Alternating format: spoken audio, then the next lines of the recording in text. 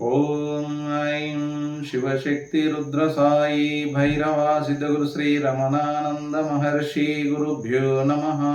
ఓం శతప్రశ్న శరసంధానం గ్రంథం గురించి మనం విశ్లేషణాత్మక వివరణ చేస్తున్నాము. జగద్గురు శ్రీ రమణానంద మహారాజు వారు కొంతమంది అజ్ఞానులు షిరిడి సాయినాథుడిని అపార్థం చేసుకున్న కారణంగా ఈ గ్రంథాన్ని రచించడం జరిగింది. మనము ఆల్రెడీ ప్రశ్న 1 గురించి మాట్లాడడం జరిగింది. ఇప్పుడు రెండవ ప్రశ్న గురించి మనం డిస్కషన్ చేస్తున్నాం. రెండవ ప్రశ్న జగద్గురు శ్రీ రమణానంద మహారాజు వారు ఈ విధంగా ప్రశ్నిస్తున్నారు. సాయి నామ నిగూఢ శబ్దార్థం ఏమిటి? ఇది క్వశ్చన్. దీనికి ఆన్సర్ చెప్తున్నారు జగద్గురుల వారు. సర్వాతీతుడైన పరమాత్మను, నిర్గుణ నిరాకార సత్య నిత్య పరబ్రహ్మమును సాయి అని అంటారు. అందుకే కబీర్ దాస్ వారి దోహాలలో సాయి ఇత్నా దీజియే జామే కుటుంబం సమయే మైం భీ భూఖా నా రహూన్ సాధు న భూఖా జాయే అన్నారు. అంటే శ్రీ శ్రీ శ్రీ కబీర్ దాస్ వారు పరమాత్మకు పెట్టిన పేరేంటి? సాయి.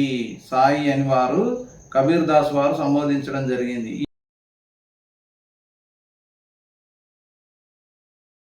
ఈ కారణం వల్లనే మహల్సాపతి సాయి అనే నామకరణమును బాబా వారికి చేశారు. అందుకే బాబా వారు స్వయంగా స్వామి శరణానందతో ఈ విధంగా తెలిపారు. నేను కేవలం ఈ శరీరమేనా? నేను ఎప్పటికీ ఉంటాను. నేను ఉండనన్న చింత ఎందుకు? నేను జల స్థల కాష్టాలలో ఉంటాను. నేను జన వన దేశ విదేశాల్లో ఉంటాను. చూడండి బాబావారు ఎంత చక్కగా చెప్తున్నారు. నేను తేజోమయ ఆకాశంలో ఉంటాను. నేను ఏ ఒక్క దేశానికి పరిమితం కాను. నేను సర్వత్రా సర్వవ్యాపకుడనై ఉంటానని షిరిడి సాయినాథులు తెలుపుతూ ఇంకా అంటున్నారు. నేను 6 అడుగుల దేహము కాదని, సర్వానికి అతీతమైన పరంజ్యోతినని, మాటలతో కాకుండా చేతులతో పరమహంసగా అవధూతగా షిరిడి సాయినాథుల వారు షిరిడీలో సంచరించారు. ఈజ్ ఏ ప్రాక్టికల్ సుప్రీం గురు.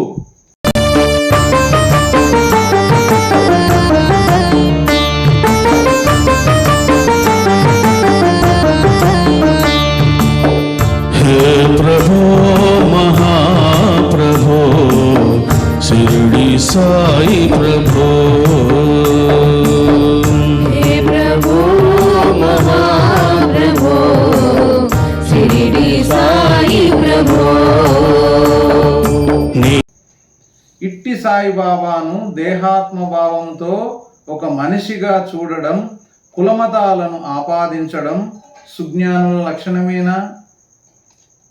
చిత్తశుద్ధితో ఆలోచించండి. సర్వానికి అతీతమైన పరబ్రహ్మమే షిరిడి సాయిబాబా.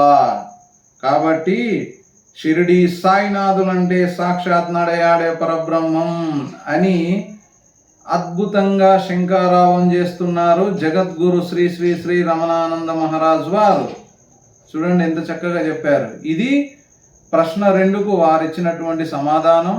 కాబట్టి షిరిడి సాయినాథుల వారు సాక్షాత్తు పరబ్రహ్మంలోని జగద్గురు రమణానంద మహారాజు వారు మరొక్కసారి పునరుద్ఘాటించారు, శంకారావం చేశారు. కాబట్టి మీరు ఈ శతప్రశ్న శరసంధాన గ్రంథంను రమణేశ్వరమును విజిట్ చేసినప్పుడు, నాగిరెడ్డిపల్లి భువనగిరికి దగ్గరలో ఉన్న రమణేశ్వరమును విజిట్ చేసినప్పుడు ఈ శతప్రశ్న శరసంధాన గ్రంథాన్ని మీరు కూడా తీసుకోండి, చదవండి.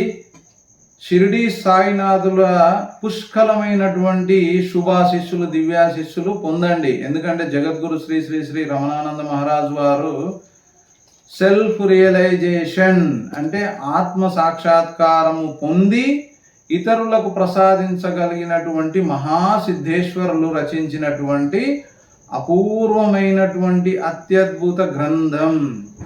ఈ గ్రంథం మీరు గనక పఠించారా, సాయినాథుల వారు, అమ్మవారు, శ్రీ మహారుద్రుల వారు, పార్వతీదేవి అందరూ శ్రీ శ్రీ శ్రీ రమణానంద మహారాజు వారు మీ వెన్నట్టే ఉంటారు, మీకు ఆశీస్సులను ప్రసాదిస్తారు అన్నది సత్యం సత్యం సత్యం. ఓం సాయిరామ్. జై గురు రమణానంద మహారాజ్.